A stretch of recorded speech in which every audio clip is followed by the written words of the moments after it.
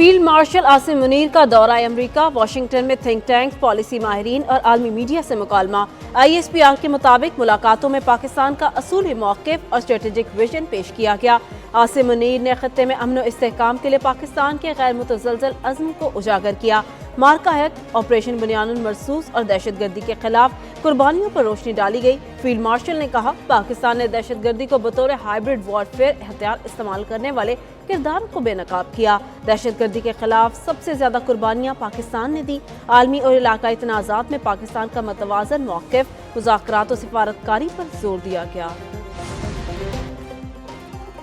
Trump ने पैगाम दिया है, 2 हफ्तों में फैसला करेंगे तनाज़े में शरीक होना चाहिए या नहीं। अमेरिका ने ईरान इसराइल जंग में फौरी शामिल न होने का इशारा दे दिया। तर्जुमान व्हाइट हाउस के मुताबिक ईरान के साथ मुस्तक़बिल करीब में मुमकिना मुज़ाकरात के इम्कानात को रद्द नहीं किया जा सकता। अमेरिका तनाज़े के तमाम पहलुओं पर गहरी नजर रखे हुए है। हमले के लिए कांग्रेस से मंजूरी लेने का जवाब देने से गुरेजा। अमेरिकी सदर डोनाल्ड ट्रंप ने ईरान पर हमले की खबर मुस्तरद कर दी। कहा, ईरान पर हमले का मंसूबा मंजूर नहीं किया। अमेरिकी अखबार को मालूम नहीं मैं ईरान के बारे में क्या सोच रहा हूं।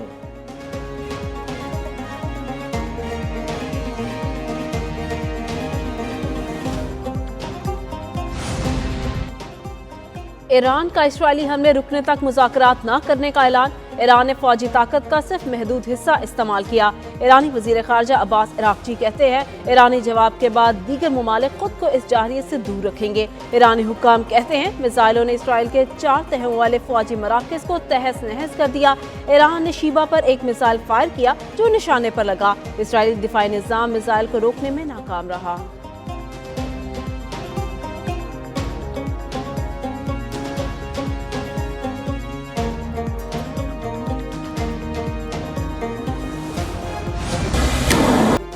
ईरान का इजरायली जारहियत के खिलाफ वादे सादिक सोइम के तहत नया हमला। इजरायली फौज के कमांड और इंटेलिजेंस हेडक्वार्टर्स को निशाना बनाने का दावा। इजरायली फौज के खिलाफ हमलों में 14वीं लहर की वीडियो भी जारी। पैदर पे मिसाइलों से एक मकाम को निशाना बनते दिखाया गया।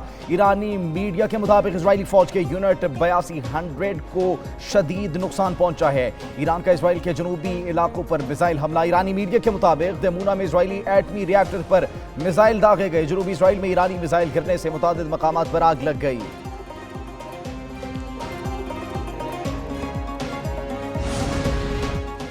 हिज़्बुल्लाह ने भी खामोशी तोड़ दी। नाइम कासिम का ईरान के साथ मुकम्मल यकजहती का ऐलान। ईरानी सुप्रीम लीडर को कत्ल की धमकी, पूरे खत्ते के अवाम के खिलाफ जाहरियत करार। नाइम कासिम बोले, ईरान के जायज़ हुकूक और आज़ादी के साथ खड़े हैं। अमरीकी इसराइली जाहरियत का मुकाबला करने के लिए मुनासिब इक़दाम करेंगे।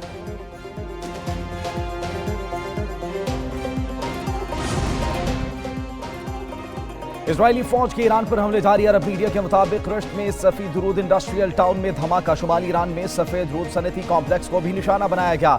इस्फहान में ईरानी फिजाई दिफा ने अहदाफ को रुका। तेहरान के करीब इजरायली ड्रोन मार गिराया। पासदारान इनकलाब ने भी ड्रोन गिराए जाने की तस्दीक कर दी।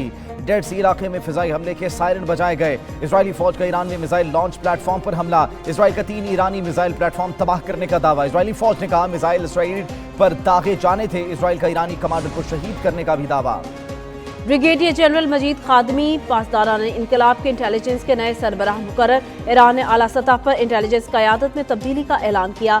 मजीद खादमी का तकर्रुर मौजूदा सूरत हाल के पेश नज़र किया गया। ब्रिगेडियर जनरल मजीद खादमी ने ओहदे का चार्ज संभाल लिया। पासदारान ने इनकलाब के तर्जुमान तकर्रुरी की तस्दीक कर दी। नए इंटेलिजेंस चीफ का तकर्रुर दाखिली सलामती को मजीद मजबूत बनाने का हिस्सा है।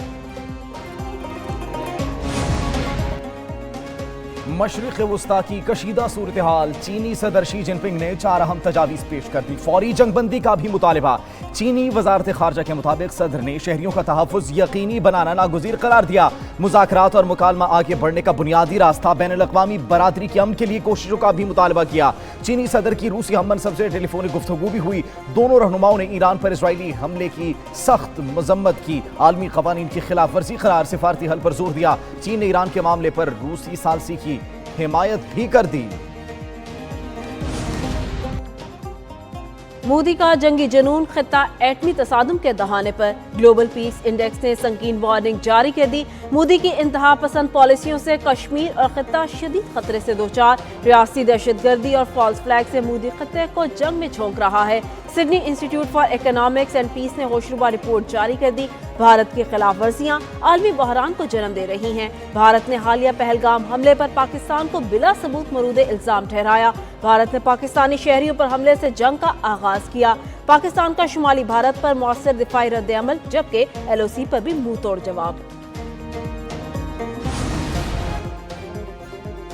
भारत की आलमी ताकत बनने की खाम ख्याली, मोदी की हिंदुत्व, कौम परस्ती और इंतहा पसंद सियासत से भारत की जमहूरी साख को नुकसान। मोदी की मुतनाज़ सफारती हिकमत अमली ने भारत को आलमी महाज पर तनहा कर दिया। अमरीकी जरीदे फॉरेन अफेयर्स की रिपोर्ट में कहा गया, मोदी सरकार की गैर जमहूरी पॉलिसियों से फिरका वाराना कशीदगी बढ़ी, अंदरूनी बदअमनी में शिद्दत आई, भारत की जमहूरी साख शदीद जवाल का शिकार है।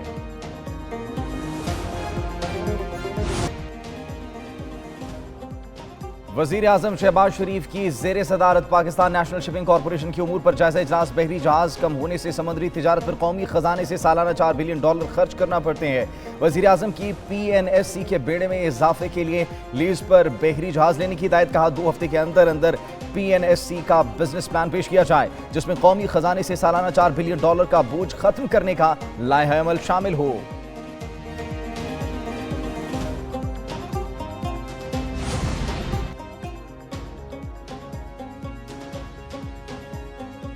IMF ने वजारत तिजारत को 5 साल पुरानी गाड़ी दरामद करने की इजाजत दे दी। सितंबर 2025 से 5 साल पुरानी गाड़ी दरामद करने की इजाजत होगी।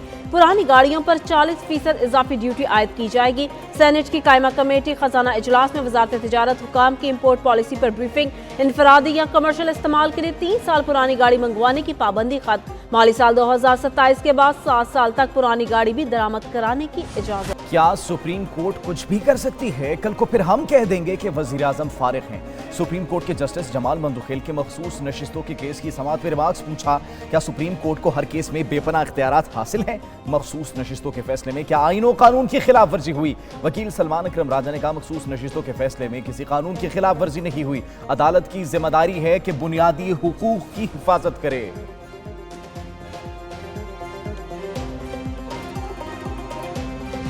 कि in absence of sitting governor अगर वो नहीं है या मुल्क से बाहर चले गए तो स्पीकर प्रोविंशियल असेंबली जो हैं वो गवर्नर के पावर्स को उसी तरह परफॉर्म कर सकते हैं ड्यूटीज़ को जिस तरह गवर्नर करते हैं।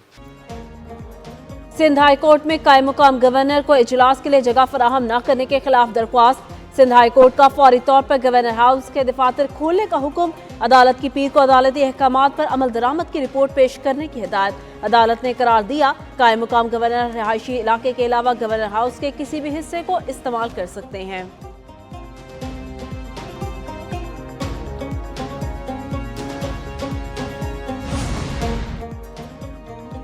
SIFC का दूसरा साल IT और टेलीकॉम शोबे में तारीखी कामयाबियां। SIFC पाकिस्तान के IT और टेलीकॉम सेक्टर को आलमी सतह पर रोशनास कराने में कामयाब।